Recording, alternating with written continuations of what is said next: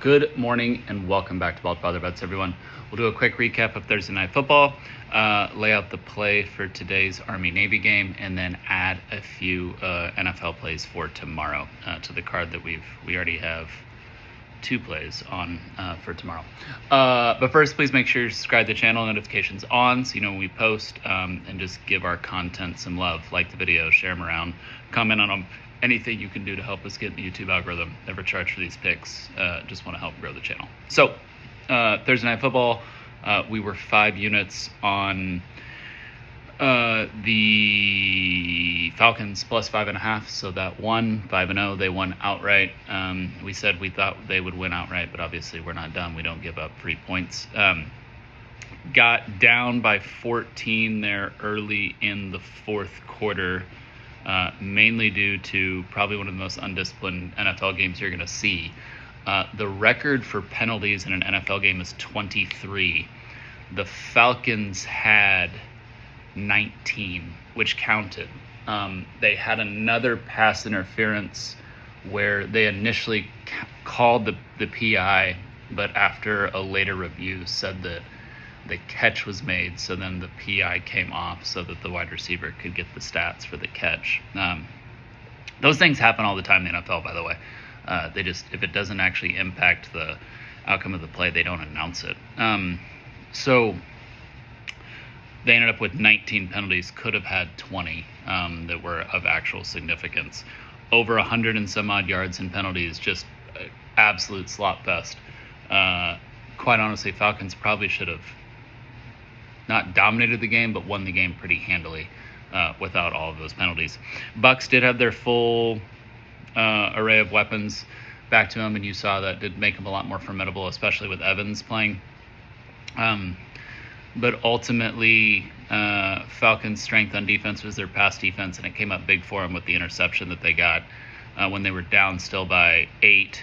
Got the interception, scored. Touchdown, down by 2, gave it back, got the ball back, kicked a field goal, won the game by 1. So really what happened was the Falcons got down by 14. They touched the ball 3 more times. They scored on all 3 possessions. Really, really good job by Kirk Cousins. Also, Bijan Robinson and Kyle Pitts were the entire offense for the Falcons. Those guys together are phenomenal. And when you have Drake London in the mix, when they get him healthy, really formidable team with the Falcons. It's kind of funny, but the Falcons are not technically mathematically out of this playoff race. I don't see how an 8-9 team would do it, but if they were to win out, in theory, they could still win that division. Okay, that's it. 5-0 on us, so that brings us to 7-23, 5-45, and 35 on the year. Army-Navy today.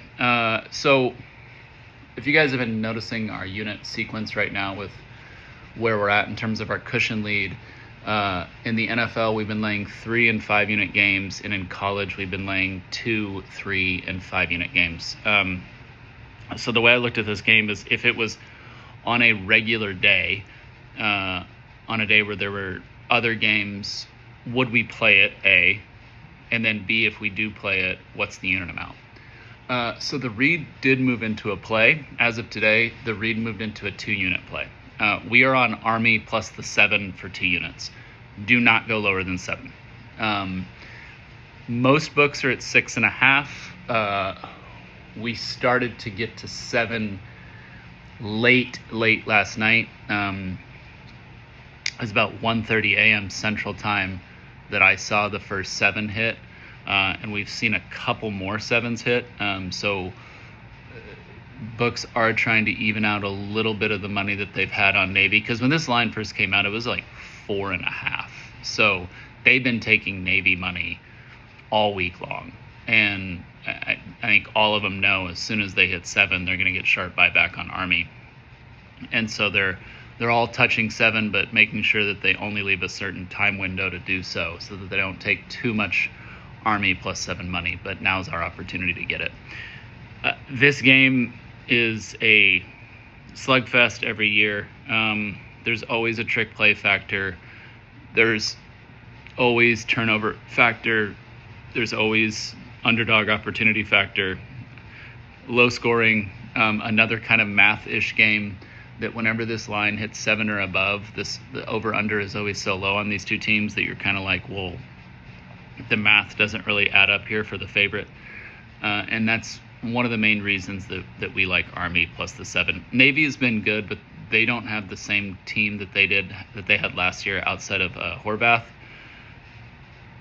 And this game has a way of being very strange each year. So we like Army plus the 7. We're doing that one for 2 units. Then tomorrow we're going to add a few plays here. Chiefs -5 for 5 units. You're probably fine to go up to 6. You're probably fine to even go up to 7. But you should be able to get 5 at worst, 5.5 on this one on Chiefs Chargers. Herbert with the hand injury. The Chargers lost another offensive lineman against the Eagles. I feel for that team, man. I don't know how they're putting together a competent offensive line right now. It's really sad because with how Jesse Minter has that defense, specifically that secondary playing, if they had their full array of offensive linemen, because they went and got Mekhi Becton in the offseason, then they have Joe Alt and Rashawn Slater as the tackles, that team may win the Super Bowl. Like, they are so broken at offensive line that it's like they can only use such a small array of their playbook, or else Herbert's just going to get killed back there. And that's not enough, I think, against the Chiefs at Arrowhead, who, if they lose, are eliminated from the playoffs. So, like the Chiefs -5 for 5 units. Browns +8 for 3 units. You're going to take this down to anything Browns +7. I would snag anything you can get now that's above 7, because as we move closer and closer to kickoff, that one is looking like a game time temperature of 8 degrees with a wind chill down to -14. With a wind chill down up to -4, with wind gusts up to 30-35 miles an hour with a steady 15-mile-an-hour wind. That always leads to sharp money on the underdog and on the under. So that's the main reason we're on the Browns. They have the better defense in conditions that are extremely unideal for offensive football. There is a misconception about Caleb, though, that he's never played in that before. Caleb's from Washington, D.C. So, yes, he committed to OU out of college, and then he did play out in USC and Los Angeles. But, like, Caleb grew up in high school football playing in non-ideal conditions. So this isn't about fading Caleb in a weather spot. I promise you, Chicago wouldn't have drafted a quarterback who can't play outdoors because of where their home stadium is. Ravens -2 for 3 units. You're good to take this one all the way up to Ravens -3. There actually are already, there's 2s, 2.5s, and 3s out there. There already are 3s out there. T. Higgins out for the Bengals. Hendrickson still not playing for the Bengals. So really we're down to Joe Burrow and Jamar Chase and Chase Brown going up against this Ravens team. This Ravens team has looked very disinterested all year, but we are now in crunch time for them. So a lot's being made of how the Bengals are eliminated from playoffs if they lose this game. The Ravens need this one too, especially after that loss to the Steelers. They're now a game behind the Steelers with a head-to-head loss to the Steelers. They need this. They need this game very badly. I would imagine Lamar will be very locked in for this one.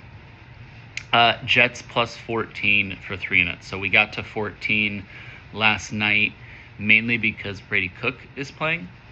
So both Justin Fields is out and Tyrod Taylor is out. So not only is Brady Cook playing, but I don't even know who the backup is. So that's why we're getting 14 on this. The Jaguars, you guys know how much I love Trevor Lawrence. You guys know I love this Jaguars team. Always have. 14-point favorites? Absolutely not. I think you guys are good to take this thing down on it. quite honestly, anything like Jets plus 12 or more, but you shouldn't have to, because as more and more people wake up and look at their phones and realize that it's Brady Cook who's playing, they're just going to auto bet the Jags, and you should be able to get 14 easily. Raiders plus 13. This is one of those ones where, again, we're a day before kickoffs. Raiders plus 13 for 3 units. You have variation in this line all the way from Raiders plus 11.5 to Raiders plus 13. The most line variation out of any of the games this weekend. I think maybe that has to do with the fact that Kenny Pickett is starting at quarterback for the Raiders. I don't see why it would have anything to do. Why would it have anything to do with anything else? I still think that's way too much line variation for a Saturday before an NFL Sunday game. So maybe there's something else that I'm missing on that one. But again, that's too many points. I know this Raiders team has been awful. I know they're like one of the worst teams in the NFL. But when Brock Bowers plays, and now the Genti has started getting going. I mean, Raiders gave us a cover last week, even if they probably shouldn't have. I don't understand that line. I don't understand that line. So Raiders plus 13, 3 units. Packers minus 1.5 for 5 units. You're good to take this thing up to anything Packers minus 2. Right now, as of this morning, there are 1.5s, 2s, and 2.5s out there. Do not take a 2.5 if that's the only thing that you have access to. Good opportunity that you eventually can get the 2. If you do end up having to only get the 2.5 because it's coming close to kickoff, make sure you scale the units, probably from 5 down to 3. But Packers minus 1.5 for 5 units, and then Saints plus 3.5 for 3 units. We touched 3 2 days ago. This was always hanging out at 2.5. Panthers minus 2.5. And then it went to Panthers minus 3 at some books. And as of last night, we have Panthers minus 3.5. So we can get the Saints plus 3.5. You're good to take Saints plus 3. Again, never worry about a push. Do not come lower than 3. The Panthers do not do well as favorites, but 3, I think, is a very key number, and kind of how even the entire NFC South is. Like, all these games when these NFC South teams play each other are toss-ups. That's why I'm super intrigued that the Panthers and the Bucks will play each other 2 out of the final 3 games. So yeah, Saints plus 3.5, 3 units. Don't come lower than 3, but we feel very confident that the Saints are actually live here as a dog. So we like it. All right, y'all. Thank you guys for getting out of here. Enjoy Army Navy. Enjoy your Saturday. Hopefully you're getting ready for the holidays. We will be back at you again tomorrow, where we lay out all of our plays for NFL Sunday. Several games where we have not already picked marquee matchups that we haven't picked yet, like Patriots and Bills and Lions and Rams. But we will be back at you again tomorrow with those, and then at you again for Monday for Monday Night Football. We've already given you the Monday Night Football pick, but we'll have more action and analysis on that, especially as we get more clarity on that weather report in Pittsburgh, where it's supposed to be very cold and potentially snowing. So yeah, thank you guys. Appreciate it. Have a great rest of your day. Get at you guys later.